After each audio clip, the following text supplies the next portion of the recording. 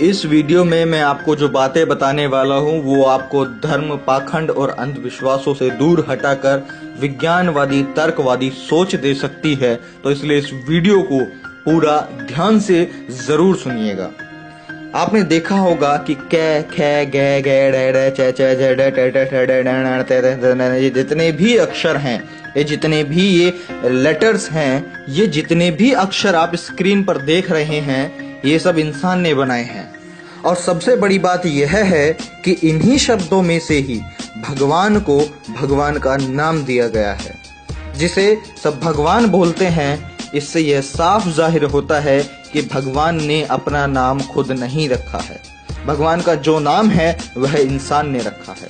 यहाँ तक कि भगवान धरती फाड़कर नहीं निकलते हैं, उनकी मूर्ति को भी इंसान ने ही बनाया है। भगवान नाम भी दिया है, जो भी किया है सब इंसान ने किया है। तो भगवान ने क्या किया है? कौन है भगवान?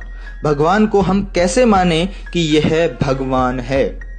क्योंकि भगवान को बनाने वाले और भगवान को नाम देने वाले तो हम इंसान ही हैं। भगवान ने कुछ खुद से नहीं किया, जो किया इंसान ने किया। विज्ञान भगवान को नहीं मानता, क्योंकि भगवान ने ऐसा कुछ किया ही नहीं है जिससे हम उसे माने कि वो भगवान है।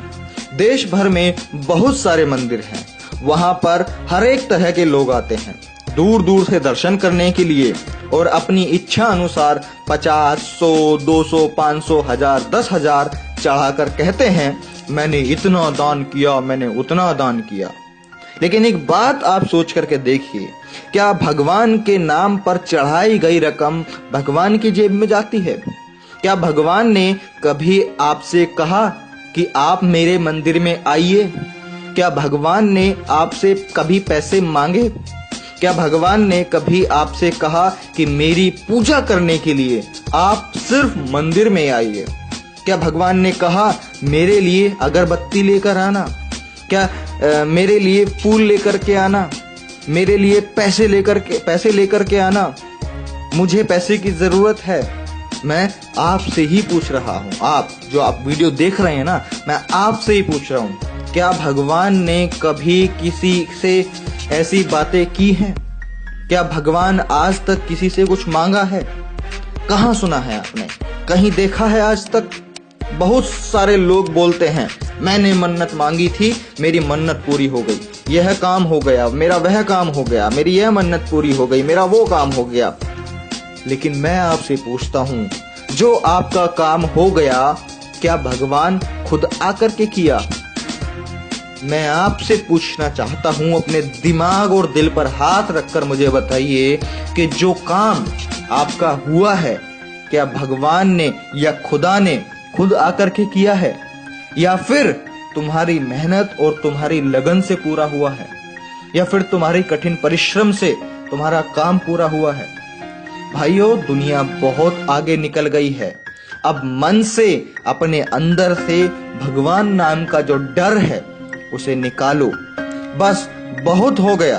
ब्राह्मणों की झूठी तस्वीर को मिटाओ, जो सिर्फ उन्होंने अपने स्वार्थ के लिए बनाई है। इस बात को पॉइंट आउट कीजिए, जो सिर्फ उन्होंने अपने निजी स्वार्थ के लिए बनाई है। मैं आप सभी लोगों से कहना चाहता हूँ, मेरे सभी साथियों से कहना चाहता हूँ कि अंधविश्वास भगाओ, अपने आप को बचाओ।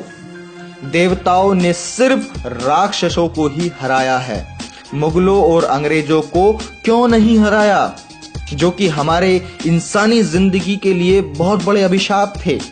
महिषासुर को मारकर दुर्गा देवी कहलाई, और बलात्कारियों को मारने वाली फूलन देवी डाकू क्यों कहलाई?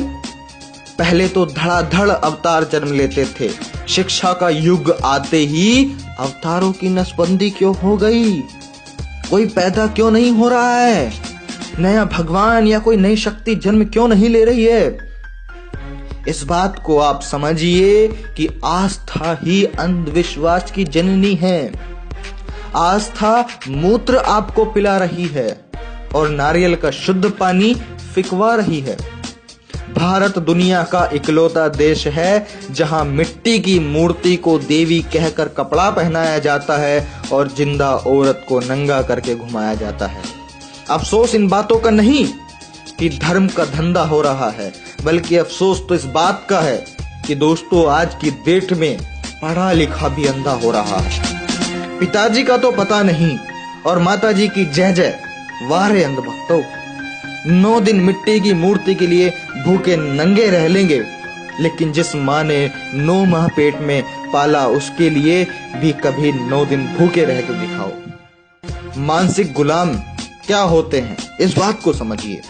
एडिसन ने बल्ब बनाया, ये सारी दुनिया जानती है, भारत भी जानता है, लेकिन ब्रह्मा ने दुनिया बनाई ये केवल भारत ही जानता है, और भारत के भी सिर्फ कुछ चुनिंदा लोग ही जानते हैं और खूब जोरों से इसका प्रचार करते हैं, और हम जैसे मध्यम वर्गीय गरीब मेहनतकश लोग इन बातों में फंस जाते हैं।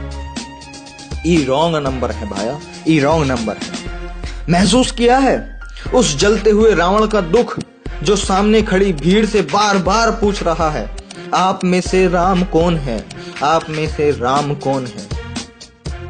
पूरी दुनिया में भारत एक ही देश है जहां लहसुन प्याज खाने से पाप लगता है। पाप एक सब्जी को खाने में, दलाली रिश्वत हराम की कमाई खाने से पाप नहीं लगता, लेकिन लहसुन प्याज खाने से पाप लगता है।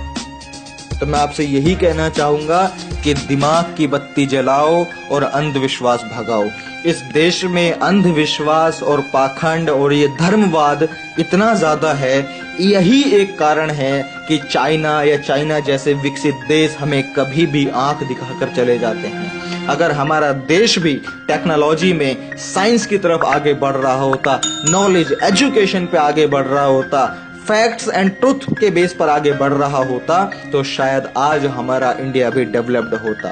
लेकिन नहीं, हमारे देश के कुछ चुनिंदा लोग जो ब्राह्मण और जो पंडित जिन्हें बुलाया जाता है, या और धर्म के जो सर्वोच्च जो लोग होते हैं, वो बेवकूफ लोगों को बनाए जा रहे हैं। जो आम जनता है, जो मेहनतकश लोग हैं। तो मैं बस लास्ट में इतनी बात कहूंगा कि अपने दिमाग की बत्ती जलाओ, सोच विचार करो और अंधविश्वास और पाखंड इस देश से मिटाओ, ताकि ये देश अंधविश्वास पाखंडवाद मुक्त भारत बन सके और ये देश विकासशील देश बन सके और या विकसित देश बन सके। तो मैं प्रशांत बोध अपनी इन्हीं बातों के साथ इस वीडियो का खत्म करता हूं। अगर इस वीडियो की बातें आपको समझ में आई हों और आपको सही लगी हों, तो इस वीडियो को अपने हर व्हाट्सएप ग्रुप में हर एक कांटेक्ट के साथ में जरूर शेयर कीजिएगा, ताकि उनके दिमाग की भी बत्ती जल सके और वो भी पाखंडवाद अंधविश्वास से मुक्त हो सकें। तो ठीक है साथियों, मैं प्रशांत बोध मिलता हूं आपसे अगली वीडियो में किसी और जबरदस्त टॉपिक के साथ में। तब तक आप इस वीडियो को शेयर करते रहिए। धन्यवाद।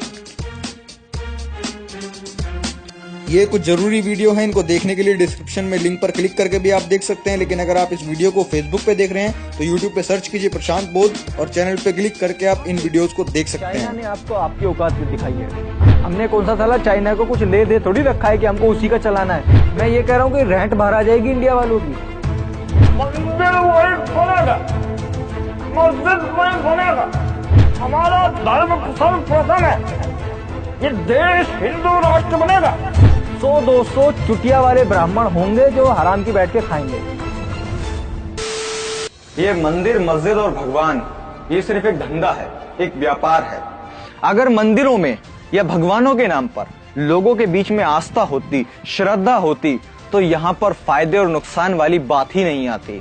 लेकिन जो ये खबरें, जो न्यूज आप देख रहे हैं कि इस मंदिर को हुआ 400 करोड़ का नुकसान, इस मंदिर को हुआ इतने करोड़ों का नुकसान, तो इस बात से आपको समझना ही पड़ेगा। मानने ना मानने की बात नहीं कर रहा हूं मैं, आपको मानना पड़ेगा, समझना पड़ेगा कि मंदिर और ये भगवान ये सिर्फ एक व्यापार है जो कुछ चंद लोगों ने इसको चलाया हुआ है अपने निजी फायदे के लिए। या फिर इस तरह के किसी भी बच्चे को धर्म या फिर किसी ब्राह्मण या पुजारी के पास में लेके जाएं या भगवान के पास में लेके जाएं, तो वो भगवान क्या इस बच्चे को ठीक बना सकता है या ठीक कर सकता है? क्या उसके पास ऐसी शक्ति या ऐसा चमत्कार है कि वो इस बच्चे की नाक लेके आ सके, वो इस बच्चे के हाथ लेके आ सके, या किसी बच्चे का जो भी अंग गायब है वो उस अंग को लगाकर काम करवा सके? मेरे ख्याल से नहीं। लेकिन अब इस बच्चे को हम विज्ञान के पास लेके जाते हैं, डॉक्टर्स के पास लेके जाते हैं कि क्या सर इसका कोई उपाय हो सकता है, क्या ये दोबारा से प्रॉपर वर्क कर सकता है बच्चा? तो जरूर डॉक्टर यही कहेंगे, विज्ञान यही कहेगा कि यस, ये बिल्कुल संभव है प्लास्टिक सर्जरी के द्वारा।